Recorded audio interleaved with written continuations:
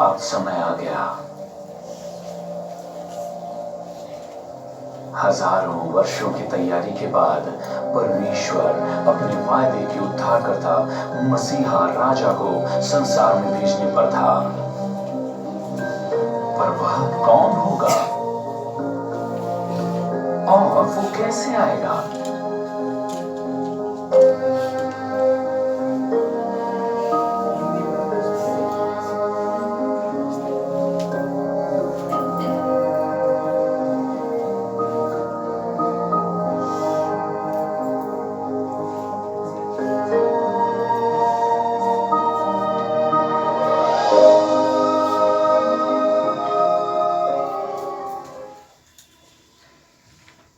तीन सय 88 नम्बरको भजन आउनुभयो स्वर्गदेखि भन्ने गाइदिन र बजाउनको निम्ति अगाडि आइदिन सक्नुहुन्छ।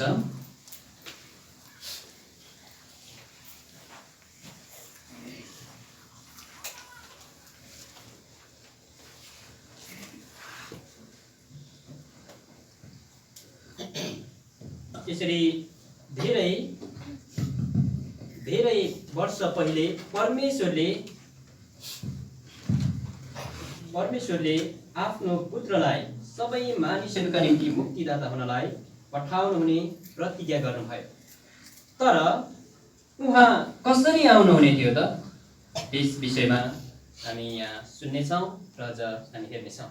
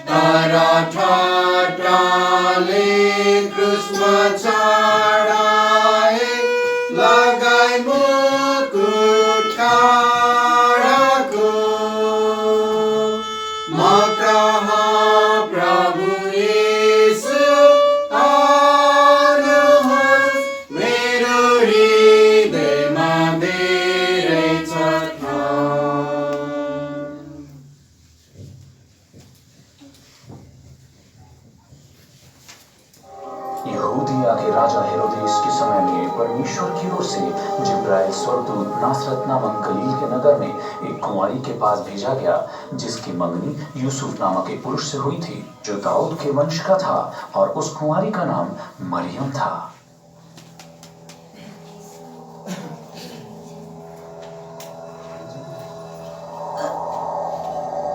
स्वर्गदूत ने उससे कहा, हे मरियम, भयभीत ना हो, क्योंकि तुझ पर परमेश्वर का अनुग्रह हुआ है। देख, तू गर्भवती होगी और एक पुत्र जनेगी, और तू उसका नाम यीशु रखना। वह महान होगा और परम प्रधान का पुत्र कहलाएगा। प्रभु परमेश्वर उसके पिता दाऊद का सिंहासन उसको देगा।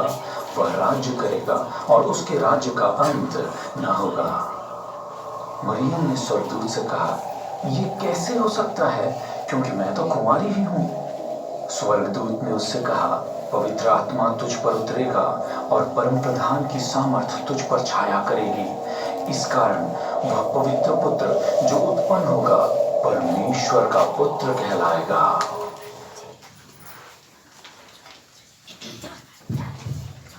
अब सबै विश्वासी भन्ने भजन गाइदिनको लागि र बजाउनको लागि अगाडि आइदिन सक्नुहुन्छ।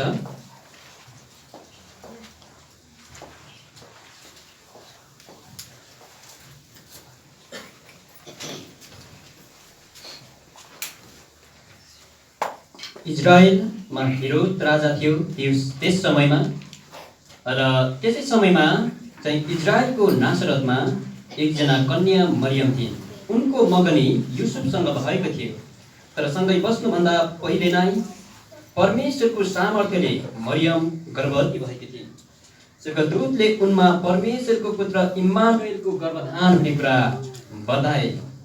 उहाँको नाम येशू राख्नुपर्ने घोषणा पनि गरे। इम्मानुएलको अर्थ परमेश्वर हामीसित भन्ने हुन्छ। यसरी प्रभु येशू ख्रीष्टको जन्म भयो र उहाँको राज्य चाहिँ अन्त नहुने कुरा पनि स्वर्गदूतले त्यहाँ घोषणा गरेका थिए।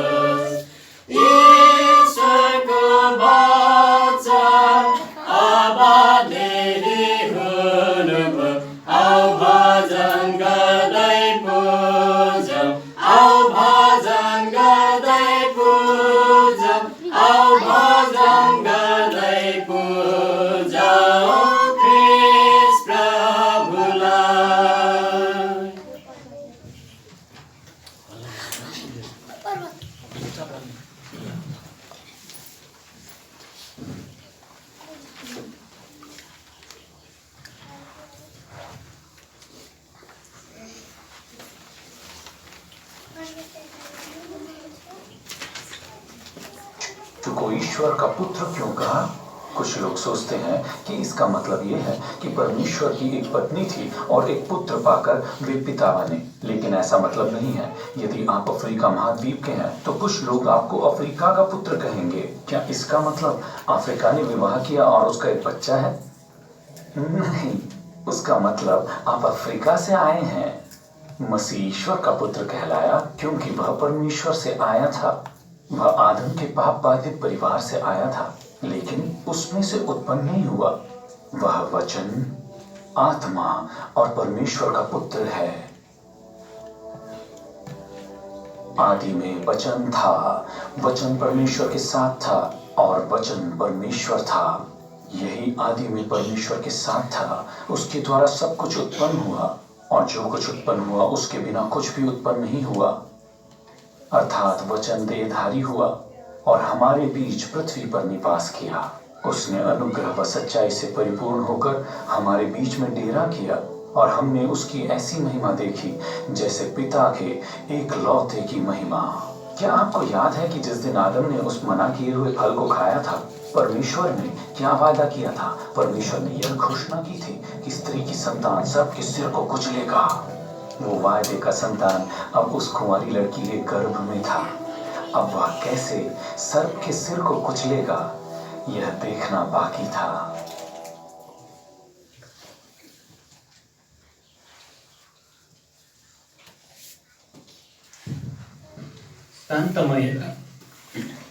शान्तमय रात गाइदिन हुनको लागि अगाडि बोलाउँदछु। यसरी प्रभु येशू ख्रीष्टको जन्मको विषयमा स्वर्गदूतले घोषणा गरेको कुरा हामीले हेर्यौँ। तपाईँले स्वर्गदूतलाई त्यहाँ देख्नुभयो। वास्तवमा हातमा भएको कपडा चाहिँ लामो हुनुपर्ने हो, तर त्यहाँ छोटो देखाइएको छ। र येशू ख्रीष्ट उहाँ जन्मनु भयो। उहाँ पहिले कहाँ हुनुहुन्थ्यो? उहाँ चाहिँ स्वर्गमा नै हुनुहुन्थ्यो। उहाँ स्वर्गबाट आउनु भएको परमेश्वरको पुत्र हुनुहुन्थ्यो। उहाँ अनन्तदेखि हुनुहुन्थ्यो।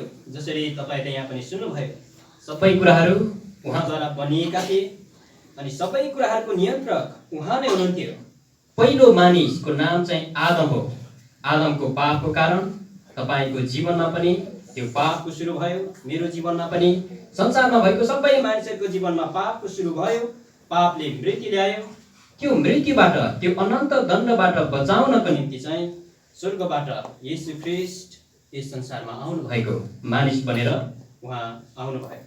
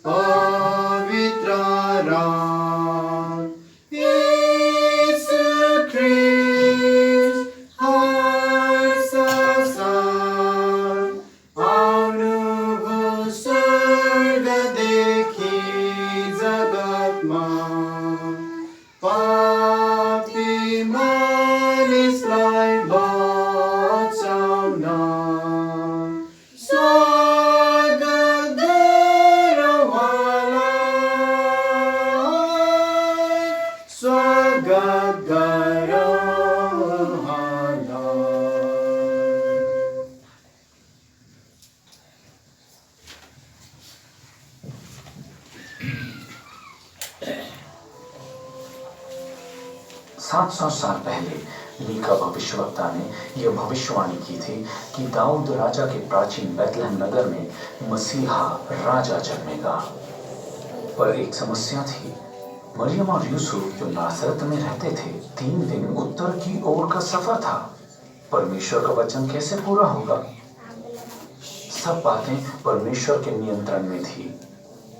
जैसे जैसे मरियम का बच्चा जन्मने का समय पास आता गया, रोमी सम्राट अगस्तुस कैसर की ओर से राज आज्ञा निकली कि जनगणना के लिए सब अपने पुरखाओं के नगर की ओर नाम लिखवाने के लिए लौट जाएं। तब यूसुफ और पूर्ण गर्भवती मरियम ने नासरत से बैतलहम की ओर यात्रा की।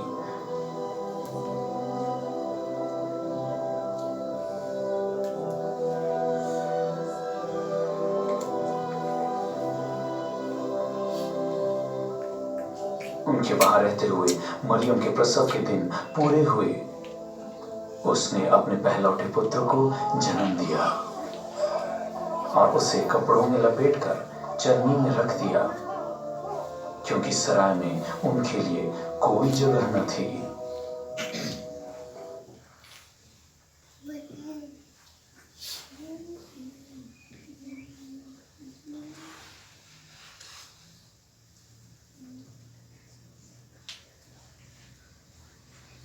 खचाखच भयो बेथलेहेम गाउँ गाइदिन हुनको लागि अगाडि आउन सक्नुहुन्छ। भविष्यवाणी गरिएअनुसार यीशु ख्रीष्टको जन्म इजरायलको बेथलेहेममा भएको थियो। तर कसरी हुने? बेथलेहेम मरियम बसेको ठाउँबाट लगभग 3 दिनको टाढाको ठाउँमा पर्थ्यो। अवस्थाहरू परमेश्वरले नै नियन्त्रण गर्नुभएको थियो। जन्म हुने बेलामा त्यहाँ सम्राट रोम भन्ने देशको सम्राटले चाहिँ इजरायल देशमा पनि अधिकार जमाइरहेको थियो। अनि सम्राटले सबै मानिसहरूको नाम लेखाइनुपर्छ भन्ने घोषणा गर्यो। त्यसैले उनीहरू पनि आफ्नो घरना, आफ्नो पिताको वंश चाहिँ बेथलेहेमको भएको कारणले गर्दा उनीहरू बेथलेहेममा जानुपर्ने भयो। त्यसैले बेथलेहेममा रहँदै प्रभु येशू ख्रीष्टको जन्म हुने समय आइपुग्यो। यसरी उहाँको जन्म बेथलेहेममा भयो। उहाँको जन्म गाईको गोठमा भयो। उहाँ परमेश्वर हुनु भएर मानिसहरूको निम्ति अति नै खोजिनुभयो।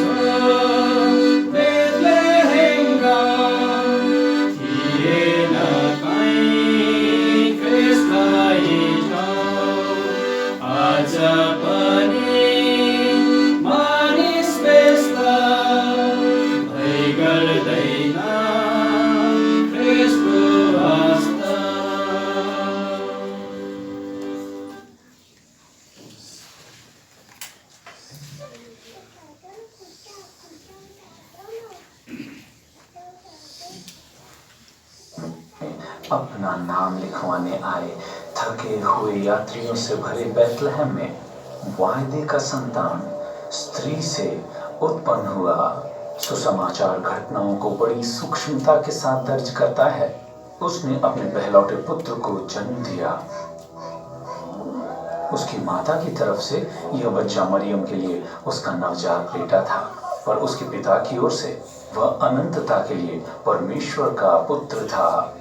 वही वचन जिसके द्वारा परमेश्वर ने पृथ्वी की सृष्टि की, वही वचन जो धधकती सीने पर्वत से गरजा था, अब एक बच्चे के रोने की आवाज में सुना जा सकता था। और वह कहाँ जन्मा था? एक राजा के राजमहल में नहीं, एक अस्पताल में भी नहीं, राह किनारे किसी सराय में भी नहीं। जहां एक भेड़ का बच्चा जन्म लेता है, स्वर्ग के राजा ने जन्म लिया। एक गौशाले में, जहां एक खाने की चरनी उसका बिस्तर बना। यह सब परमेश्वर की योजना में था। तुम हमारे प्रभु यीशु मसीह का अनुग्रह जानते हो कि वह धनी होकर भी तुम्हारे लिए कंगाल बन गया, ताकि उसके कंगाल हो जाने से तुम धनी हो जाओ। पर क्या परमेश्वर को अपने पुत्र के आगमन के सम्मान में कोई समारोह करना नहीं चाहिए था? उसने किया।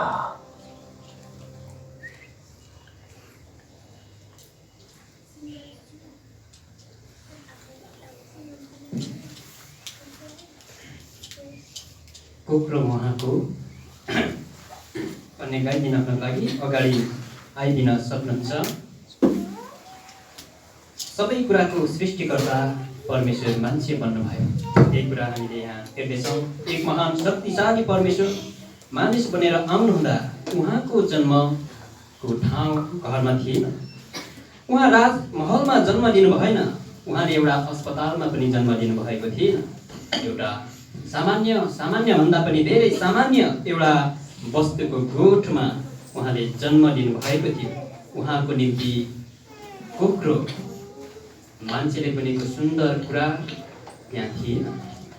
एउटा वस्तुले चारो खाने ठाउँ नै उहाँको निम्ति कुखुरो बनेको थियो। त्यसैले उहाँको कुखुरो नै डुँड बनेको थियो। हामीलाई धनवान बनाउन उहाँ गरिब बन्नुभयो।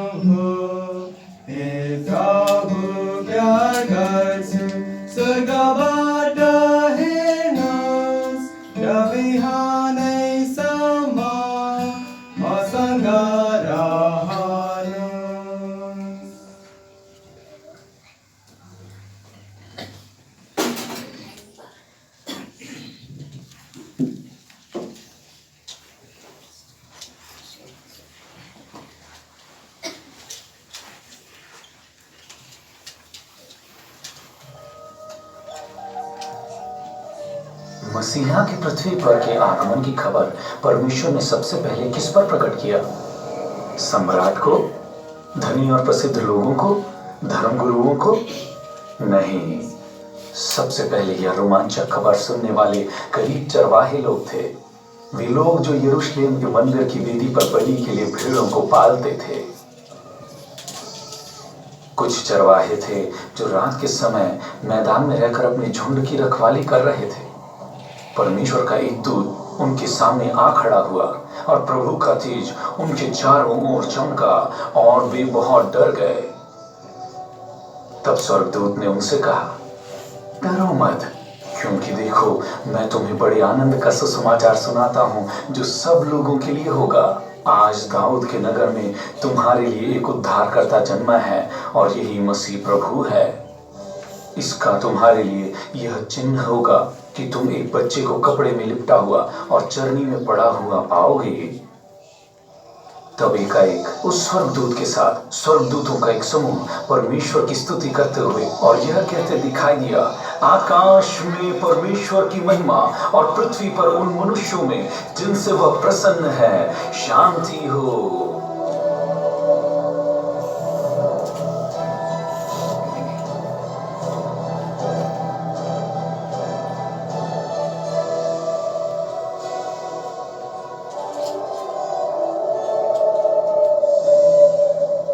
और ऐसा हुआ कि जब स्वर्गदूत उनके पास से स्वर्ग को चले गए तो चरवाहे आपस में कहने लगे, आओ हम सीधे बैतलहम जाकर इस बात को जो हुई है जिसे प्रभु ने हम पर प्रकट किया है देखें।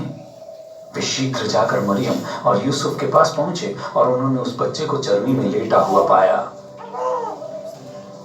यह देखकर उन्होंने वह बात प्रकट कर दी जो उस बच्चे के संबंध में उनसे कही गई थी, और सब लोगों ने उन बातों को सुनकर जो चरवाहों ने उनसे कही आश्चर्य किया। चरवाहों के पास कहने के लिए क्या ही गजब कहानी थी। उद्धारकर्ता जन्मा है, हमने उसे देखा है, हमने उसे छुआ है। स्वर्गदूत ने हमें बताया वही मसीह राजा है। स्वर्गदूतों के गीतों से आकाश भर गया, रात तो दिन के समान हो गया। मसीह आ गया, वह यहाँ है, वह यहाँ है। कुछ लोगों ने चरवाहे के संदेश पर विश्वास किया पर अधिकांश ने नहीं किया। आप विश्वास करें या न करें, वह राजा जिसके जन्मदिन ने विश्वास के इतिहास को दो भागों में बांट दिया मनुष्य जाति का हिस्सा बन चुका था।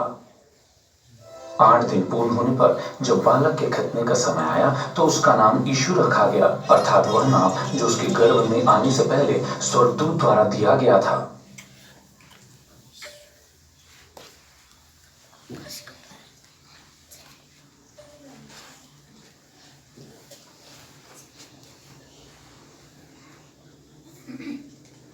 दुखमा जन्मनुभयो गाइदिन हुनको लागि अगाडि आउन सक्नुहुन्छ। मुक्तिदाता येशूको यो शुभ सन्देश सबभन्दा पहिले गोठालाहरूलाई सुनाइएको थियो। स्वर्गदूतले मुक्तिदाता येशूको जन्मको घोषणा गरे। उहाँ बेथलेहममा जन्मनु भएको छ। यो सन्देश सुनेर उनीहरू ज्यादै आनन्दित भए। उनीहरू आफै मात्र आनन्दित भएको होइन, तर यो आनन्दको सन्देश वरिपरिका मानिसहरूलाई पनि सुनाउनको लागि उनीहरू अघि बढे। अरू मानिसहरूलाई पनि उनले बताए। त्यसैले येशू ख्रीष्ट जो परमेश्वर हुनुहुन्थ्यो स्वर्गको सिंहासन त्यागेर यस संसारमा आउनुभयो हामीलाई मुक्ति दिनको निम्ति। उहाँले कलवरीलाई रोज्नुभयो। कलवरी भनेको इजरायल देशको यरुसलेममा भएको एउटा डाँडाको नाम, जहाँ तपाईँ र मेरो पापको निम्ति उहाँ मर्नु भएको थियो, क्रुसमा टाङ्गिनु भएको थियो।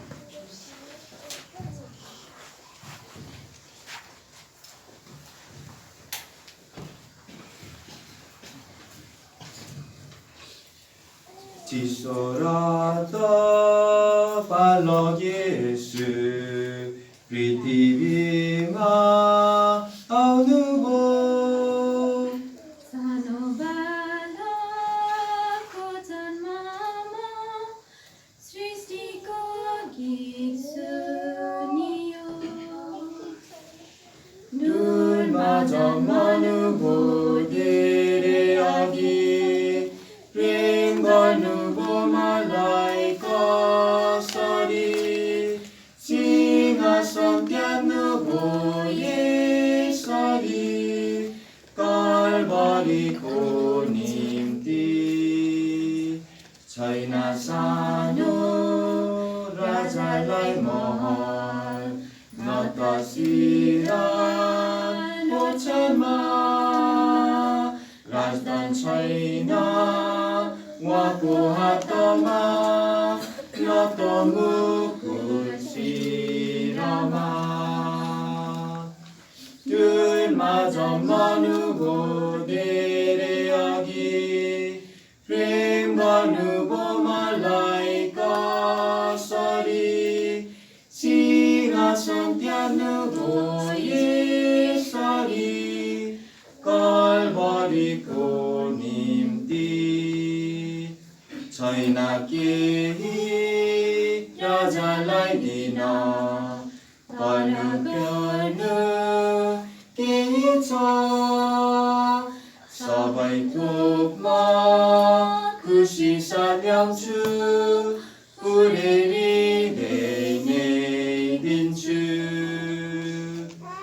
क्रुसमा जन्मनु भो धेरै अघि प्रेम गर्नुभयो मलाई कसरी सिंहासन त्याग्नुभयो यसरी कालभरीको निम्ति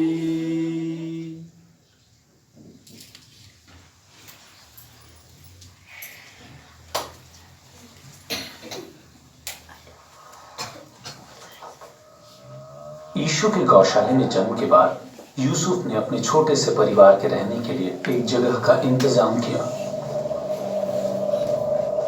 एक दिन कुछ ज्योतिषी बुद्धिमान लोग जो ग्रहों का अध्ययन करते हैं यरूशलेम में आ पहुंचे।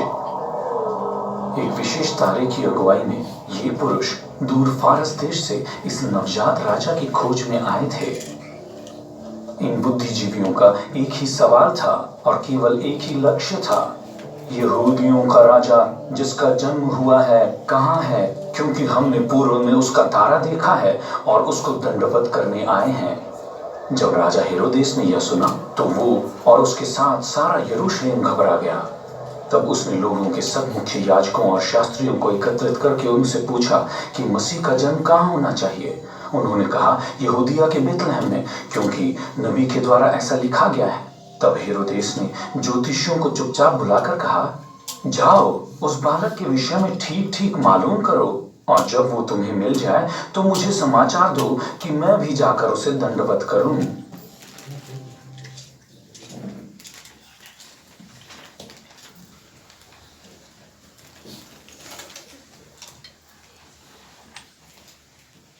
मुक्तिदाता तारणहार गाइदिनका लागि अगाडि आउन सक्नुहुन्छ।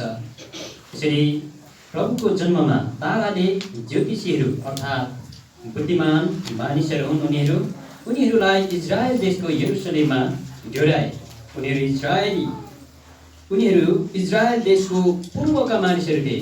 लगभग 2 वर्ष जस्तो समय लाग्थ्यो उनीहरूलाई यहाँ पुग्नको लागि। त्यसैले 2 वर्ष लगाएर उनीहरू यरुशलेममा पुगे अनि यरुशलेममा गएर इजरायलको राजा हेरोदलाई सोधे। तर हेरोदले बालक येशू जन्मनु भएकोमा खुसी मनाउन चाहेन। उनले चाहिँ बालक येशू प्रभुलाई मार्न चाहन्थे। किन?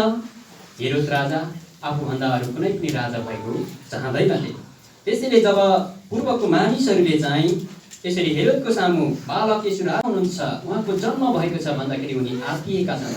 त्यसैले उनले चाहिँ झुटो बोलेर बालक येशूलाई मार्नको निम्ति ज्योतिषीहरूसँग चाहिँ चतुर्याइँको व्यवहार यहाँ गरेका हामी देख्छौँ, अथवा कपटी व्यवहार। तिनी बालक येशूलाई खोज, म पनि आउनेछु, म पनि दण्डवत गर्नेछु भनेर, तर खासमा मार्न खोजेका थिए। यसरी चाहिँ येशू ख्रीष्ट इजरायल देशको यरुशलेमदेखि नजिकै बेथलेहेम भन्ने ठाउँमा उहाँ जन्मनु भएको थियो। र ती ज्योतिषीहरू आए र उनीहरूले दण्डवत गरे, सुन, लोबान र गन्धरस राजालाई चढाए।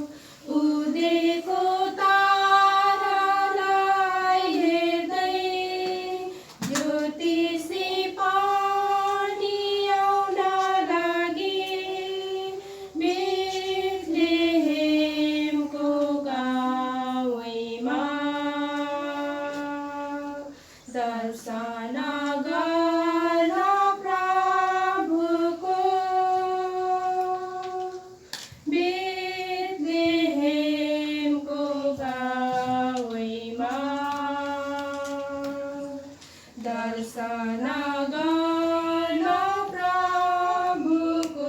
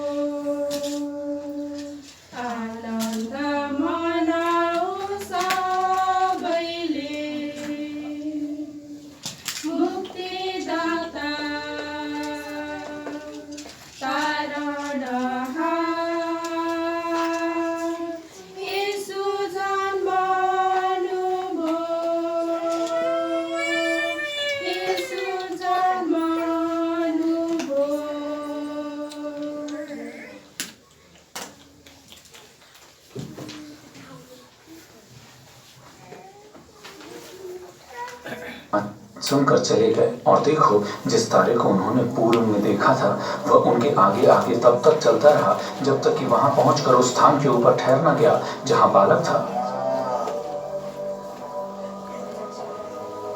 वे उस तारे को देखकर अति आनंदित हुए।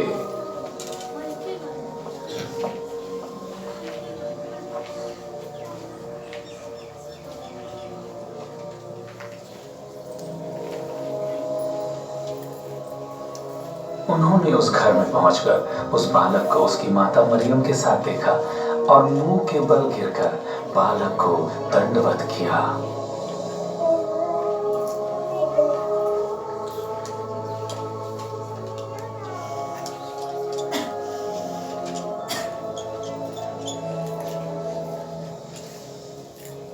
और अपना अपना थैला खोलकर उसे सोना, लोबान और गंधरस की भेंट चढ़ाई।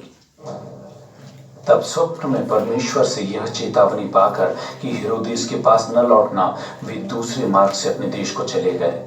जब वे चले गए, प्रभु के दूत ने स्वप्न में यूसुफ को दिखाई देकर कहा, उठ और बालक तथा उसकी माता को लेकर मिस्र को भाग जा, और जब तक मैं तुझे न कहूं वहीं रहना, क्योंकि हेरोदेस इस बालक को ढूंढने पर है कि उसे मरवा डाले। हेरोद ने बच्चे को मार डालने की कोशिश की। यरूशलेम के लोगों ने उसे नजरअंदाज किया और ज्योतिषियों ने